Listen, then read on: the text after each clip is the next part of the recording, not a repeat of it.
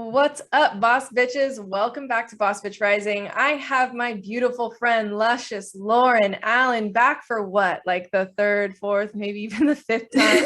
Yes. You're definitely the highest interviewed podcast guest that I've ever had. And I'm so grateful to have you here yet again. So welcome.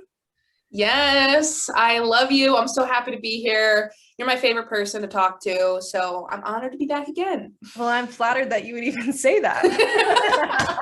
Thank you. Flattery will get you everywhere. Right. So just for our listeners, people who may not know you, I'm going to let you introduce yourself and we'll start off the fire episode that we have planned for today. Yes, nothing less. So everyone get the aloe vera, get the lube because you're going to need it. Get yourself ready. Don't want you to get burned by this hot fire. What's up? My name is Lauren Allen. I am a podcaster as well. I am the host of the Luscious Liberation Podcast. You'll find a lot of L's and lusciousness. It's kind of funny. I consider myself kind of a dark shadow worker, and I'm very into mindset and just helping people get in touch with their own darkness or their own fears or their own worries and really beginning to create light from that place. So it's kind of funny. I consider myself the shadow worker, but I also kind of have a slight like boss babe aesthetic, like very pink and sparkly. So I'm a little bit of an anomaly, I would say. I am a former stripper turned CEO. And I'm just interested in helping you become the best possible version of yourself. I think I have an interesting way of viewing the world, an interesting way of teaching mindset and spirituality, not taking yourself too seriously. We have fun, we laugh, and we fucking slay. Absolutely. And that's exactly why you've been my highest interviewed guest, because we always have fun when Lauren's on. We always talk about deep introspective stuff, but from maybe a newer or different perspective than most business coaches or spiritual coaches might talk about it. We do really combine the two aspects of who we uniquely are as spiritual beings, but also business owners and boss ass bitches that we are. So let's dive right into today's episode, really talking about how 2021 didn't pan out as we expected it to, and things that we've learned, how we've adapted and grown in that time, and how we're going to use all of this to elevate our success in 2022. So I'm going to start by asking you, like, what was your feeling and your thoughts and your plan coming into 2021? What did that look like for you? I'm laughing because I'm thinking back, and after the year I've had, I came into the year fucking hot. I was like, this is going to be the best year yet. I'm going to make all this money. Shit's going to be dope. I decided to like completely pivot and rebrand December 2020. I had kind of been marketing myself as a stripper coach and as like a stripper CEO kind of thing. It was very stripper oriented, and I still love my strippers, but I had started phasing stripping out of my life and out of my brand. It just started to not feel super authentic to me and where I was. So I made the decision. I'm like, I'm going to take a month off of literally everything. I'm going to rebrand my podcast. My podcast was the Hustle Like a Stripper podcast. It was very popular, cited on all of the big stripper pages. Thousands of people listened every week, and it was really good. And I had a lot of high selling like stripper courses and all of that, but it just didn't feel like this was going to be the be all end all for me. And I was phasing stripping out of my life. I'm definitely someone that values authenticity, like really genuinely being authentic to what's going on within. And I decided, I'm like, yeah, I could keep doing this and making a lot of money and getting a lot of listens, but that wouldn't be true to who I am. So I rebranded as Luscious Liberation. That kind of came through for me really fast. I decided that I was going to just change a lot about the things that I was talking about, and I wasn't just going to market to strippers anymore. So I started off the year like really strong and feeling really cemented in my purpose and like this new level, this new change. I felt very excited by the change. What happens when you go into the year fucking blazing, thinking you're the shit, and that everything's great, and you trust yourself to make a really big rebrand? What happens when people are mad at you, when people don't want to listen, or when they kind of reject that, or when things don't necessarily pan out the way that you planned? So that's kind of, it was almost like I came in hot, And then it kind of did not get the return that I was thinking it was going to at the time. Yeah, I always think of it like coming in, having a lot of momentum backing you, thinking you're going to hit this really high upswing, and you don't swing as high as you thought you did. And I have to say that I commend you in what you just told us about making the intentional decision to be more aligned in your authenticity, and knowing that in the pivot, you're going to be pivoting away from very high selling, profitable courses and material that you've been backing for all these years. Yeah. And that can be really hard for a lot of people. And this is something that I do talk about a lot within my different money courses, but just within my coaching is, a lot of people are chasing the dollar sign, and that does have a burnout spot where if you're not truly aligned with, and you could have been at one point, but maybe you're not now, but if you're not truly aligned with the things that you're endorsing, eventually you're going to hit a brick wall, and it's not going to feel good getting to the point of hitting the brick wall. And so taking the initiative and the responsibility over yourself, knowing that you have the ability and you can give yourself the permission to pivot at any given time that feels right for you, listen to that. And the transition can be kind of hard, and we're going to talk about that in today's episode. Yes, 1000%. It takes a lot of cojones, I'm not gonna lie. And another really big thing on top of that, because I still love like the stripper courses that I made, I still sell them. I actually changed the way that my business operates too, where I'm like, I'm just gonna leave everything up and I'll launch sometimes or launch certain things, but it doesn't have to be this particular way I've always been doing it kind of thing. So I still have them, they're still awesome, I love them, but just being the stripper coach and like that title, I'm just like, I don't want that to be my main thing. Another thing was actually letting go of stripping full time. In 2020, I had already begun not stripping, like right when it started, I was not stripping. And then the pandemic forced everybody to not strip anyway.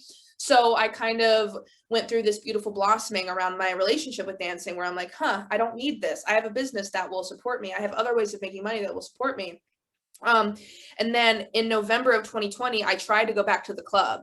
And I was like, I went back for a week and I was like, this is not right. This is not it. I can't go back. I can't do this. And that fucked me up this year for sure, where I'm like, it doesn't feel comfortable anymore. That old thing that I've done for so many years that once clicked and once made sense, I don't even know who that person is anymore. I don't even know how to do it anymore. I can't bring myself to do it. Something that once felt so natural. And it was always like my backup plan where I'm like, if things don't pan out in my business, or if I don't make the money I want, just go into the club, make a rack, make 2 racks. I'm good. That was super scary. And I did actually do some bachelor parties with a friend when it was not aligned.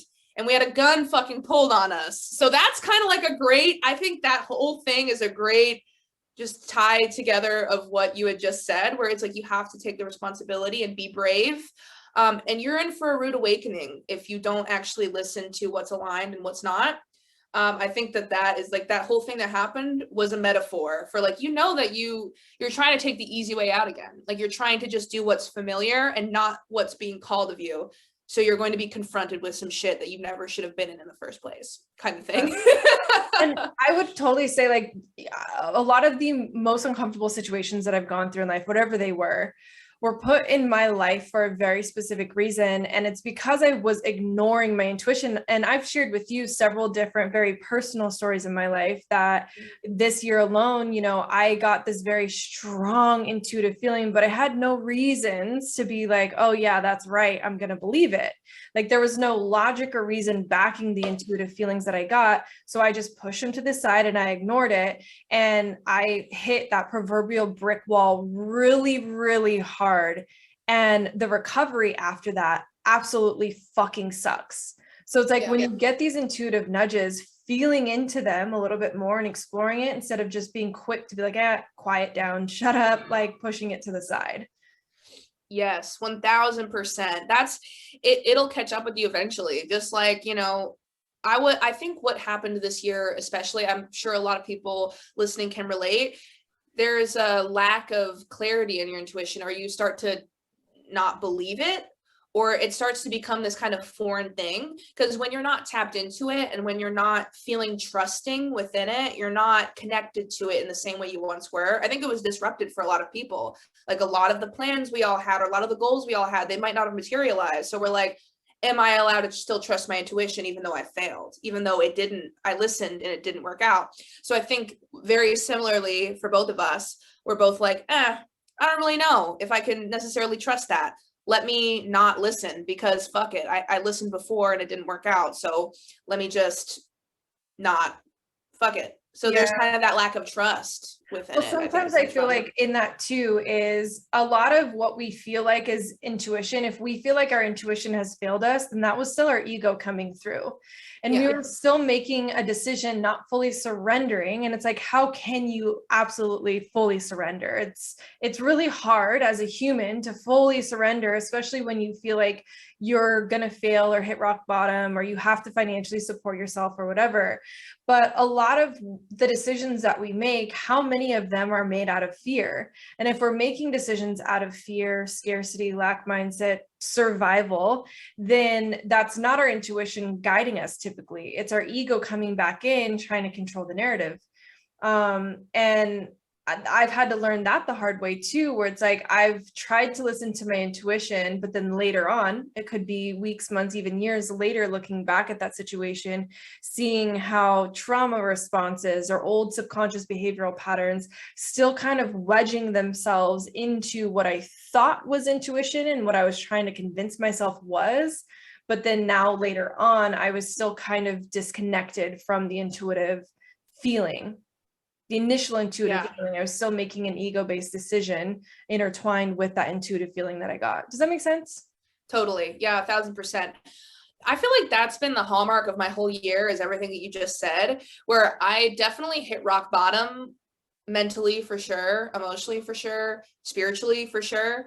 I hit rock bottom financially. Like I hit rock bottom in so many different ways, but I was really forced to confront how I got myself there in the first place, which was from subconscious behavioral patterns, which was from ego, and was from places that weren't actually in alignment, were not my actual intuitive urgings and nudgings. So I think that's kind of interesting that you said that, because I'm like, I know all about that. Where now at all those different points where I hit rock bottom, I was upset for a minute, but then I was like, oh yeah, I really see how I ended up here.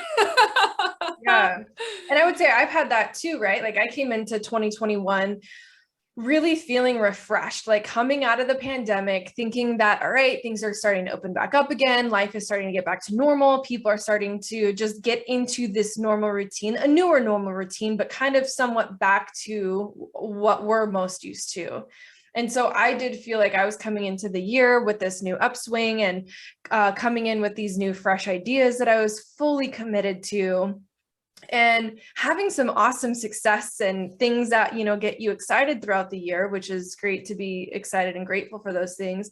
But then also having, salt and pepper sprinkled in there, some really shitty moments too happening. And it's just like, yo, like, have I not learned anything out of all the healing work and the progress that I've made and the energetic changes that have happened in my life and within myself? Like, why are some of these things still happening?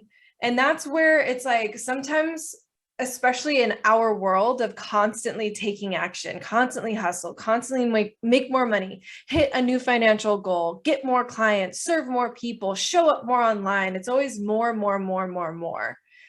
And in such a consumerist culture, we need to learn to slow the fuck down, especially when things seem like they're moving really quickly, even if they're moving really quickly in a positive direction, or if they're moving really quickly in a negative direction.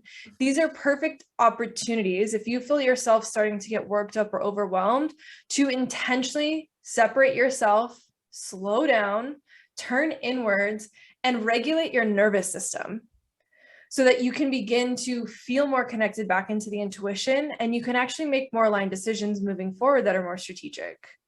And that's something that I wouldn't say that I was successful in a lot this year, but I had to have those really humbling experiences thrown at me in order for me to keep getting this lesson. Yeah. Yeah. Oh, I so relate. You're always so on point. You always just take the words right out of my mouth. It's kind of funny because I feel like that was pretty much my whole year, was really learning how to slow down and actually confront. Again, I think there's a beauty in hitting rock bottom, because rock bottom is like, it's like you've really hit a point where it's like, all right, like there's no way to go but up, and I actually have to confront these things. And my nervous system, I've always been someone that's like on high alert all the time. I have PTSD and like different traumas and different stuff that I've always kind of pushed away, because I'm like, oh, I have money to make, I have a business to build, I have to show up and I have to be consistent. I had a problem with consistency for a long time in my life. So I'm like, well, we're going to do the equal opposite. It's funny how a lot of times our wounds will still run us, even if we do the equal opposite of what they are. They're still running us because we're just trying to act in opposition, you know? So I discovered that about myself, where I'm like, I've just been acting in opposition. That's actually not a healed place or a joyous or abundant or actually aligned place. It's just an opposition to what I've always done. And I made myself bad or wrong for it. So that's what this year was about, where I'm like, I have to literally do the opposite of what my body is like fucking telling me to do, which is to ignore it, which is to run, which is to hide, which is to just keep pushing along. I have to surrender into the unknown, surrender when there's like literally no answers coming my way, or like nothing is making sense and I don't even know who I am anymore. Having to surrender into that. That was my whole year. Yeah, I would say, this year really pushed me back into therapy. And that was, in a sense, kind of a blessing in disguise. I feel like so much of a collective, our whole reality is shifting very rapidly right now. And it started, kind of at the end of 2019, early 2020, our whole reality and what we're most comfortable with started shifting as a whole worldwide collective. But then, that's shrunk down into the communities that we're in, the families, or the, the religions, or whatever other smaller sector of people that we're closely associated with, and then our household and us as an individual.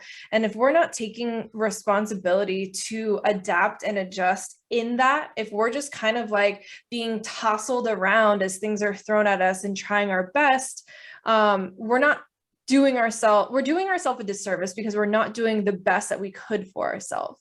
And so that's where being proactive about like the healing, so you're not having to be operating in opposition out of a trauma response, and the trauma response wants to come through, but you're like, nope, I'm going to do the opposite and just do this instead. It's still not operating from that healed place, like you mentioned. So being proactive about your responsibilities that you have over yourself, your mindset, your energetic level, your reactions, and that will take time to deregulate certain things, deprogram and re-regulate your whole nervous system, mindset, energetic operation.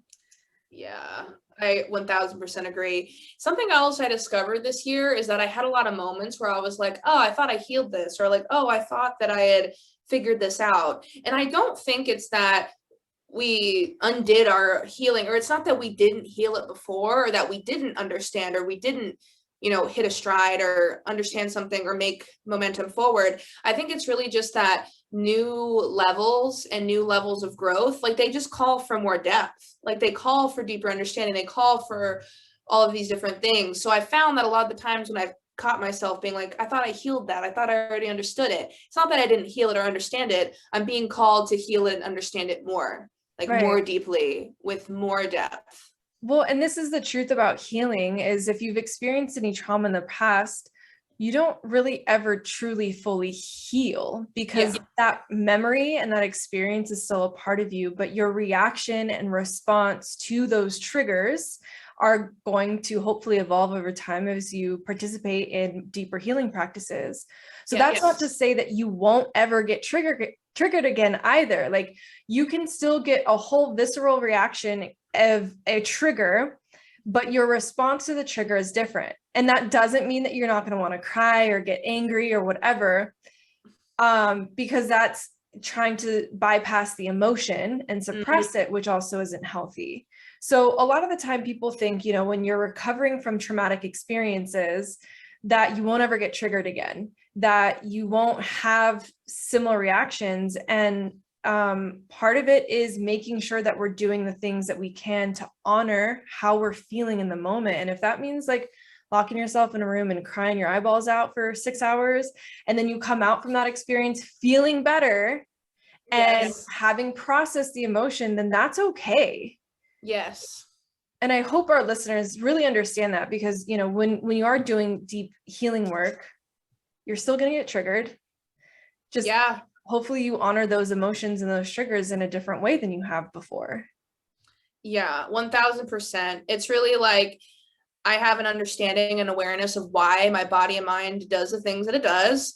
And I know how to respond to them. And I understand, like, there's nothing wrong with me. There's nothing wrong with my body. There's nothing wrong with what's happening. It's just occurring. And I can only control my response to it. And a lot of times, it's kind of funny what I've noticed too this year. I would always run from deep emotions or like deep vulnerability or thinking about certain things. And then I found that, oh, when I actually just let myself feel it, it goes through me so much faster. Like I'm actually able to move through it and feel better faster. But it's like what you were talking about before with surrendering. It's like I just kind of have to surrender to it and let it actually go and not make it bad or make myself wrong for it. Just actually be there and be present. Oh man, being present, that's another thing. I've spent most of my life disassociating or like not being present or always doing a million things at once. So slowing down and shit, like that'll trigger the fuck out of you at times. Yeah. Yep. Yeah. 100%. Like flow was my word for 2021, and getting into flow state means constantly kind of checking in with yourself and being present. And I would say that, like, I'm so passionate about what I do. It's borderline workaholism. And, you know, being an entrepreneur, having sometimes that judgment backing when you're not working, thinking like, oh, I should be working right now. Like, and then of course there's some limiting beliefs or deeper self-worth issues to take a look at. Like, do I deserve to take a break? Am I worthy of taking time off? And of course you are.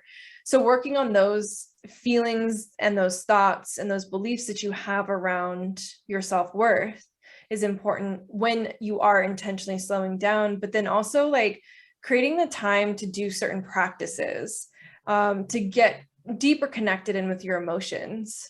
Do you have any specific practices that you kind of go to? Yes, very much so. First things first, I don't put pressure on myself to get out of bed super fast, or that helped me a lot this year because I had a lot of depressed kind of days. And a lot of times when you're depressed, you feel like ashamed of yourself or kind of guilty. But what I would do is I'd be like, I can literally get out of bed at 1 p.m. and it doesn't matter. So not putting pressure on myself was really helpful, where I'm like, I don't have to get out of bed super fast. I have my Kindle in my bed. So I'm like, I can just like read and my husband will bring me coffee.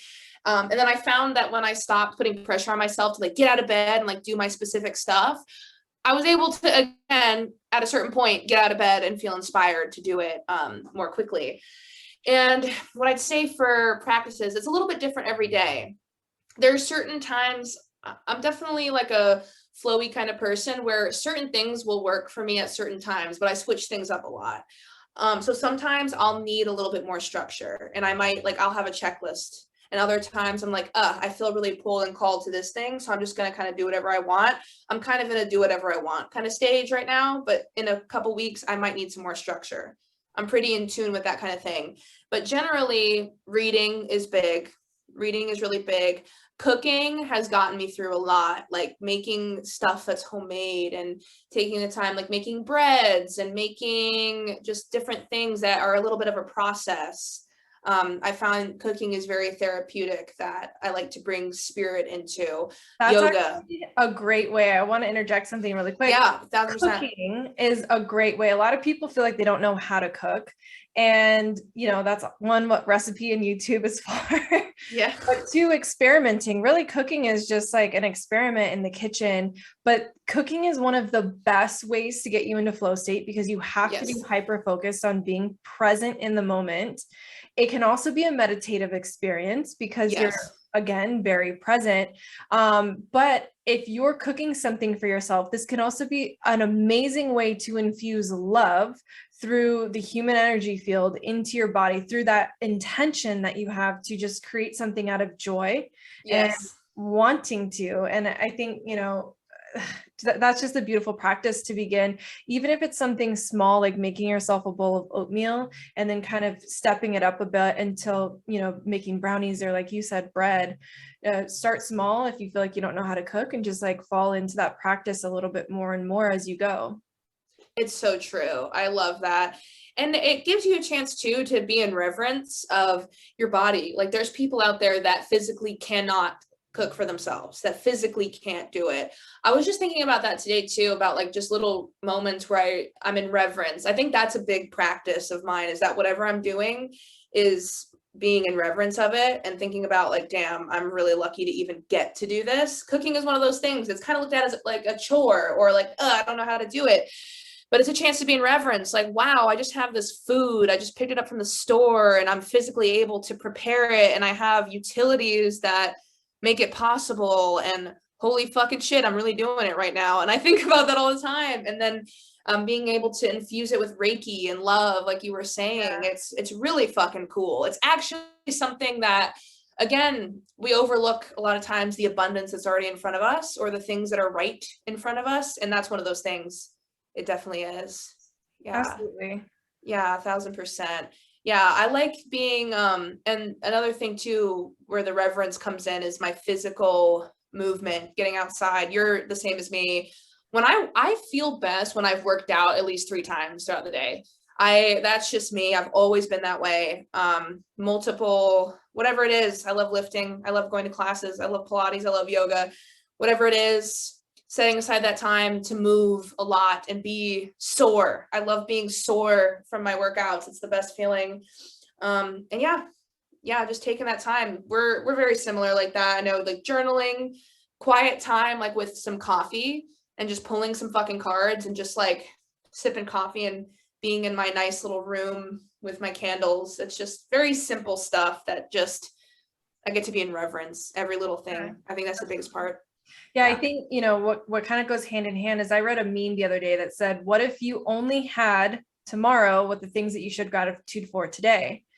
And that is, it reigns true in like creating a practice of being extremely present, where we're constantly showing gratitude for our healthy and able body, for being able to have the utilities and the food and the insight and the awareness to be able to make ourselves a bowl of cereal even, right? The resources to do all of those things. How often are we being present and aware of just the bare minimum that we have in life? Where sometimes, especially when things don't go the way that we're planning them to, we're hyper focused on all the ways that things aren't working like we wanted them to. And we fail to realize how truly blessed that we are to still have all of these things that create massive comfort in our life.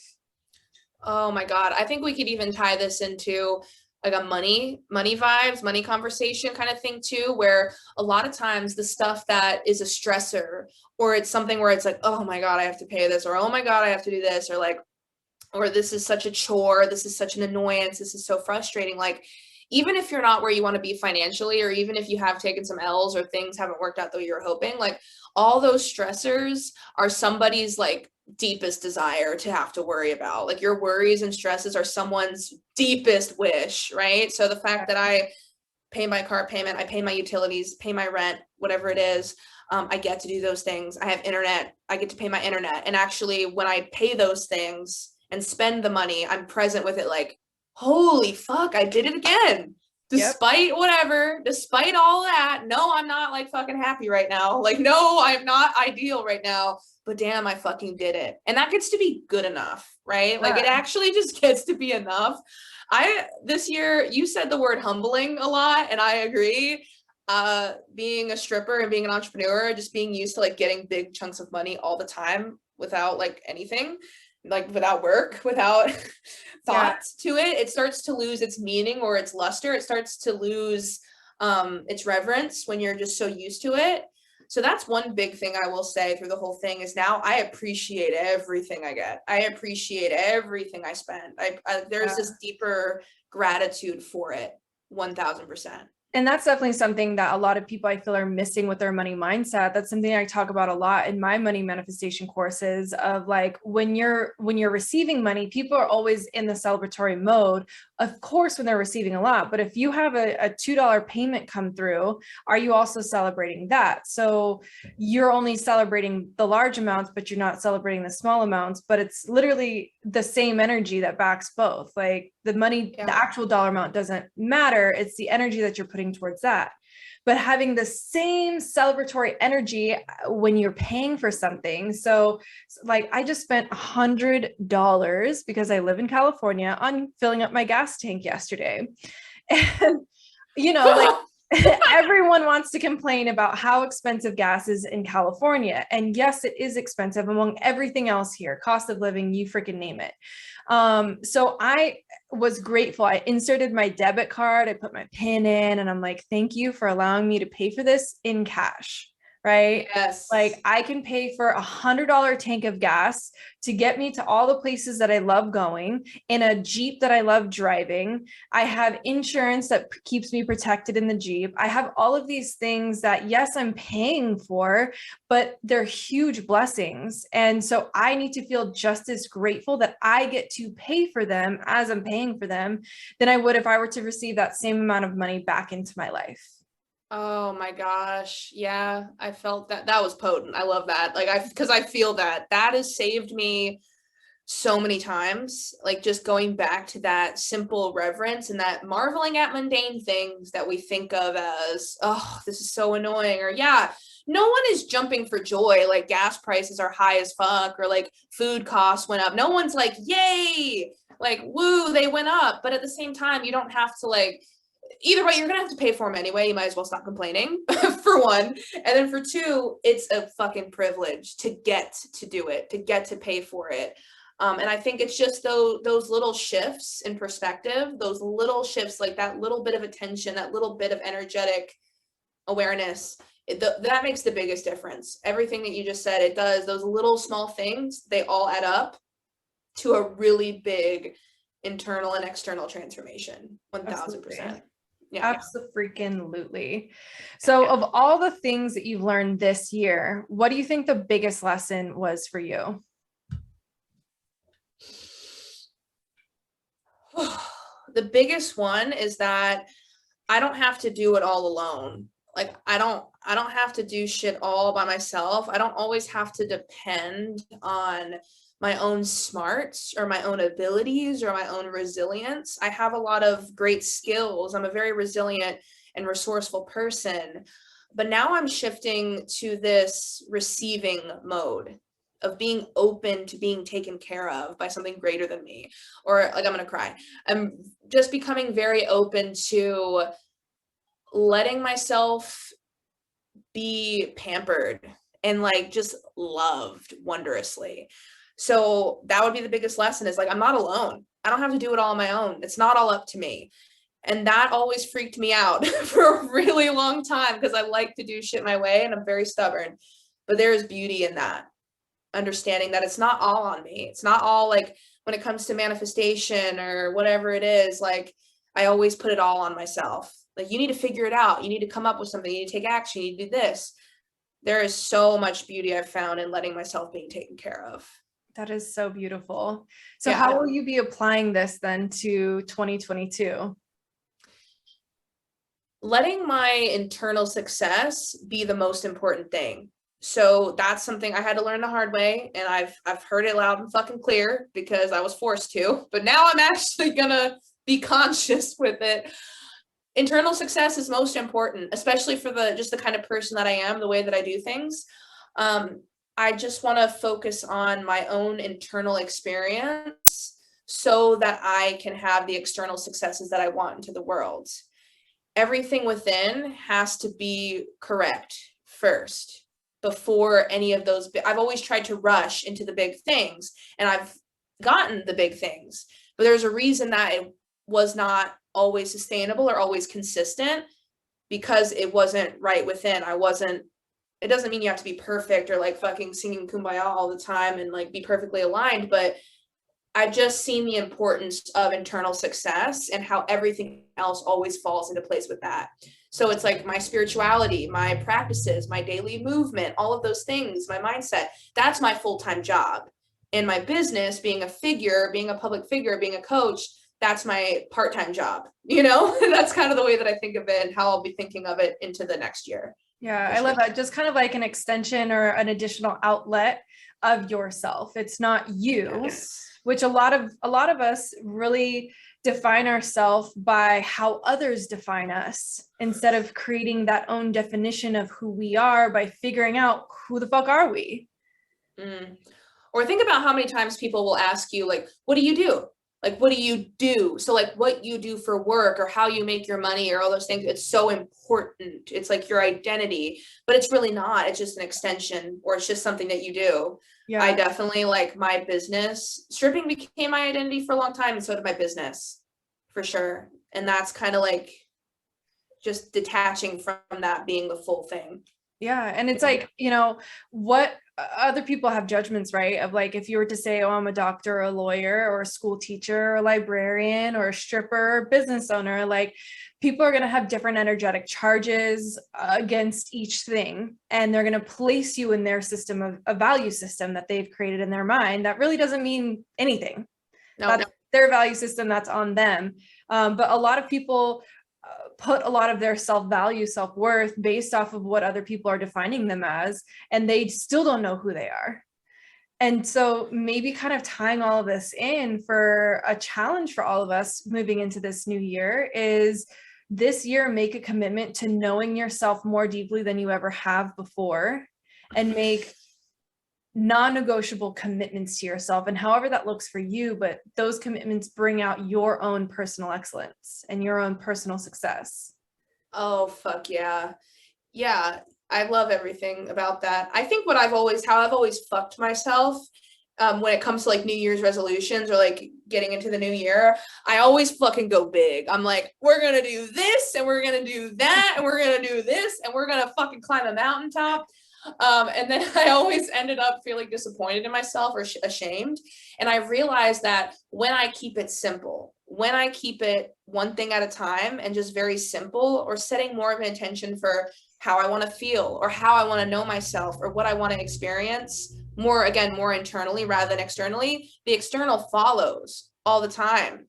So I'd be really curious to see that intention being set. Everybody that's listening, how can you know yourself better? And what kind of internal success do you want to achieve?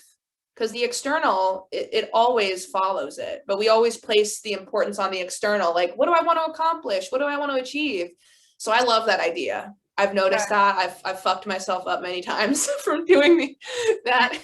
Maybe asking instead, what do you want to achieve? Instead of asking that, ask, how do you want to feel this year? Ooh, yeah. And seeing how differently that connects you into what you choose to set as your goal, right? Like my power word for 2021 was flow. And so I wanted to feel like things were kind of effortless, that I had the ability to adapt at a moment's notice into whatever I needed to adapt into. And so that's what flow meant for me, knowing that I had a big year of big commitments. And sometimes I failed myself in the commitment that I made to flow, but constantly reminding myself, like, if this doesn't feel good, fall back into flow. That means taking time off when you need to. That means honoring your emotions. That means every morning be willing to adapt. And you have a saying that I love and I quote all the time is, be open to being pleasantly surprised.